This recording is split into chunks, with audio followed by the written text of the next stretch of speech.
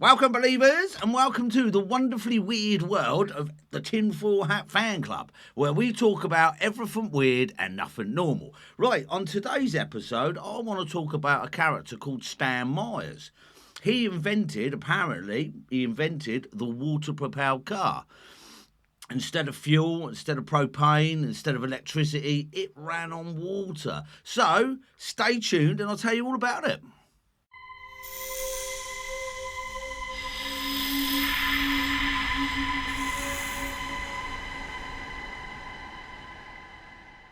Okay, welcome to the Tinfoil Hat Fan Club.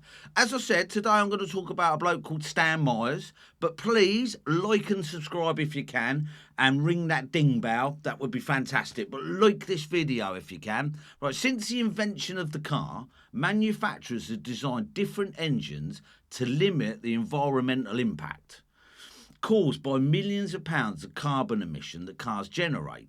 Among these are ethanol, natural gas, electricity, and even propane. All of them have problems. But perhaps the least known of this is the car that was said to run on water, and that may be because its inventor, Stanley Meyer, was murdered shortly after he patented his breakthrough. Now, I'm going to tell you the story, okay? Please look it up on the internet, and you can decide whether it was murder or whether it was natural causes. Now, Meyer's invention promised a revolution in the automotive industry because it worked through an electric water fuel cell which divided any kind of water, including salt water, into its fundamental elements of hydrogen and oxygen. Now, despite scepticism about the legitimacy of this car, Myers did actually patent it, meaning he proved to a patent and review board that the invention worked reliably. Meyer's water-powered engine was the result of 20 years of research and dedication, and he claimed it was capable of converting tap water into enough hydrogen fuel to drive his car from one end of the country to the other. And I mean, he didn't live in the Isle of Wight, he lived in America. So that's a big country. His invention was mind-boggling and promised a future of non-pollutant vehicles that could be refueled with a garden hose. That is incredible. And I'm not a massive car fan. I think they're the worst invention of the world. It causes people to hurry, rush around, drive massive distances to do your job. When if we could just work locally, wouldn't that be fantastic? If we could all just calm it down a little bit. Today, the average person, I'm going to say every person really, is itching for an alternative fuel vehicle. If for no other reason than the tremendous environmental impact created by a completely unsustainable energy system, i.e., oil. According to statistics, a car releases approximately 333 million tonnes of carbon dioxide into the atmosphere annually, which is 20% of the world's total. Of course, those condemning statistics could be eradicated if automobiles were to run on an alternative fuel such as water. Why aren't they? Who wouldn't love this idea? Well, for starters, it's the oil companies. Myers and other alternative transportation inventors were up against copious amounts of money from big oil. Exxon, the world's largest publicly traded oil and gas company, reported earnings in 2018 of $76.61 billion. And this is but one of the many oil corporations that really do wield tremendous political and economical power in the world. So really, if you were going to upset them, you're upsetting some big players.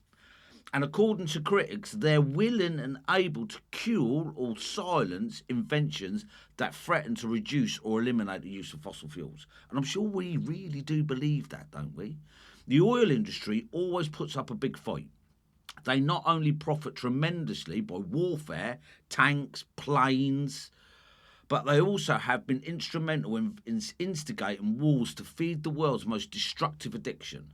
Those who profit from selling oil and gas have built their fortune upon it, and their incomes and futures would be in jeopardy should an alternative sustainable fuel be introduced to replace their oil products. And that is true, isn't it? That is true. Now, I'm not saying, right, that oil is all bad. Without oil, we'd be stuffed, but the car is a massive pollutant.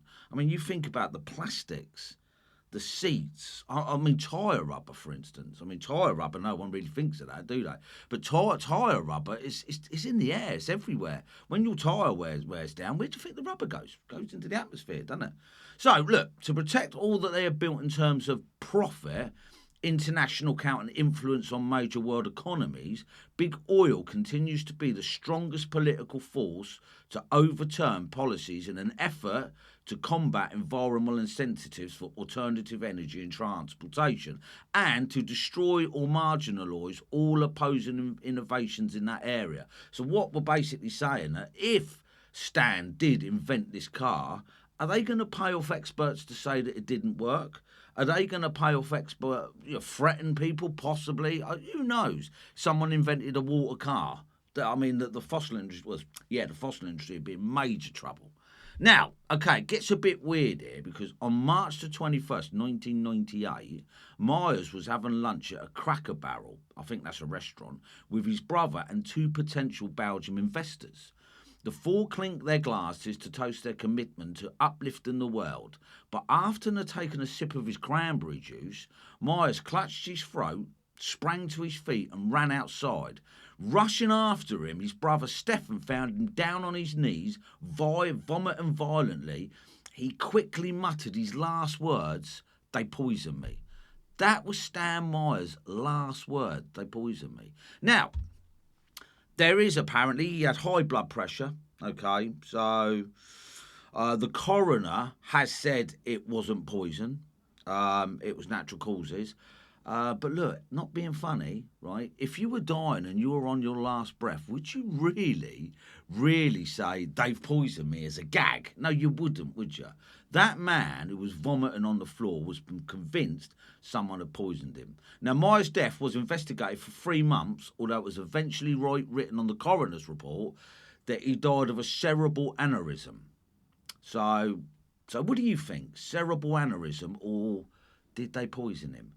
I am not a conspiracy theorist, but possibly I am. Possibly I am, right? So the big oil business, these companies, do you think they could pay off a coroner? Well, anyway, I'm not going into depth with that one. So, Myers' death was laced with all sorts of stories of conspiracy, cloak and dagger stories, said Grove City Police Lieutenant Steve Rubinetta. He was the lead detective on the case. Now, whether you believe the coroner or not, his brother was convinced Stan was murdered. After all, Myers' invention posed an incalculable threat to millions of oil industrial dollars and untold fortunes.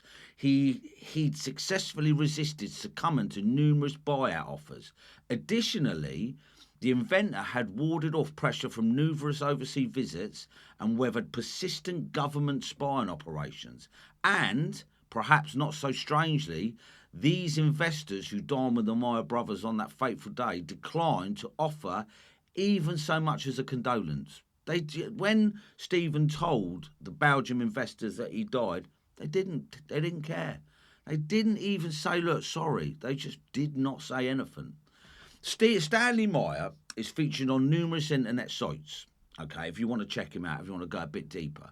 A significant portion of the 1995 documentary It Runs on Water, narrated by science fiction writer Arthur C. Clarke, and it aired on the BBC, focuses on his water fuel cell invention. So there was a documentary, please check it out. His focus on water as a fuel began in earnest in 1975, a year after the end of the Arab oil embargo, which had triggered high gas prices and high fuel lines and anxiety. So there were people queuing up at petrol pumps. He realised, and it became imperative, that we must try to bring an alternative fuel source and do it very quickly. While conspiracies shroud Myers' invention and death, some say it's impossible for his water fuel cell to do what it claimed to do. One thing is clear: without an alternative fuel source of some sort, the Earth climate crisis will only continue to deepen. People who knew him say his work drew worldwide attention, mysterious visitors from overseas governments spying, and lucrative buyout offers. If it didn't work, why is he getting lucrative buyout offers? Many environmentalists, engineers and activists are pouring their time into finding sustainable solutions. but until the average consumer takes an active interest, progress will be slow. So, look, if the government, especially the British government, really wanted to do something about the environment, why are they banning scooters? Now, I know this is stupid, right? Electrical scooters in Britain are illegal. Okay, you're allowed to use a bike. You're allowed to use an electric bike. They're governed.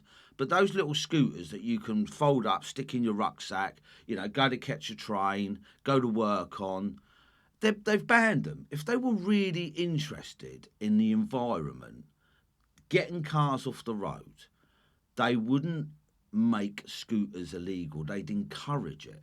I mean, Britain is rubbish for infrastructure, but imagine if on the left side of the road you had electrical vehicles. Sorry, on the left side of the pavement, you had electrical vehicles, and on the right side, so you had pedestrians, and you kind of kept them separate.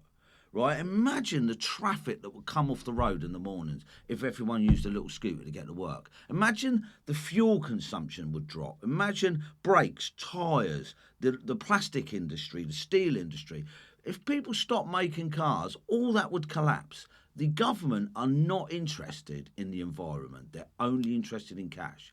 Otherwise, why would they make these scooters illegal? It fascinates me. Anyway, no.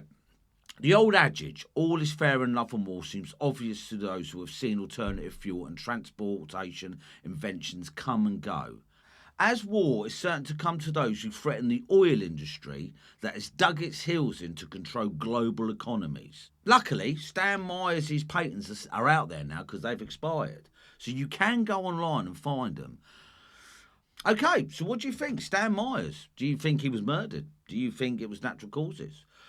I'm going to run through some names, okay, and the unfortunate events that happened to these people who were working on kind of like a free energy subject, right? In the realm of free energy research, a disturbing pattern has emerged. Inventors and scientists on the brink of groundbreaking discoveries have met untimely and suspicious deaths. Right? Airy to go, right, had patented technology on free energy and was headed to the airport to meet with investors. However, he never made it to his flight as he was found dead in his car under mysterious circumstances and his research was missing. So, other victims in the free energy movement. Stefan Meranov, leader of the European free energy movement, fell out of a window after he had a major breakthrough in 1997. Dr. John Mull, a nuclear physicist, died from arsenic poison before revealing a significant discovery. His girlfriend, the prime suspect, was also found dead. Dmitry Patronov, inventor of the plasma battery, disappeared after going to buy bread. He's never been seen since 2010. Zachary Warfield, who collaborated with Patronov, died in a boating accident. Eugene Molyov, a cold fusion expert, was beaten to death before going public with his prototype, and his research went missing. Rory Johnson, inventor of a cold fusion motor, died mysteriously despite being healthy. Mark Tomian, awarded a patent for a zero-point energy system, was found dead with his research missing. Nikola Tesla, the visionary inventor, believed in the possibility of free energy. His research was funded by JP Morgan, who owned General Electric, copper mines and rubber mills. When Tesla claimed to have figured out free energy and requested additional capital, JP Morgan shut him down and refused to give him any money. And it's worth noting that suppressing technologies that could benefit humanity may contribute to global inequality and high living costs. In 2016, a group of Russian scientists successfully tested a prototype of a nuclear battery that can last for 50 years. The concept of zero-point energy, which some free energy devices aim to harness, is based on the idea that there is a vast amount of energy present in the vacuum of space. Some conspiracy theories believe that the suppression of free energy technologies is part of a larger agenda to maintain control over the global population and economy. Do you think that? I think that. The world is indeed full of strange coincidences and mysterious events surrounding free energy research. While some of these claims may be speculative, the pattern of death and suppressed inventions raises questions about the potential existence of technologies that could revolutionize mankind.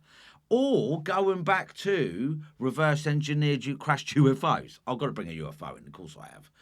So what do you think? Stan Meyers then? Do you think he was murdered? What do you think about all those people? Are they just coincidences? Or is there something dodgy going on? Okay, well, look, please drop me a line and tell me what you think. Please like and subscribe. That would be fantastic. And I will catch you on the next Tinfoil Hat Fan Club.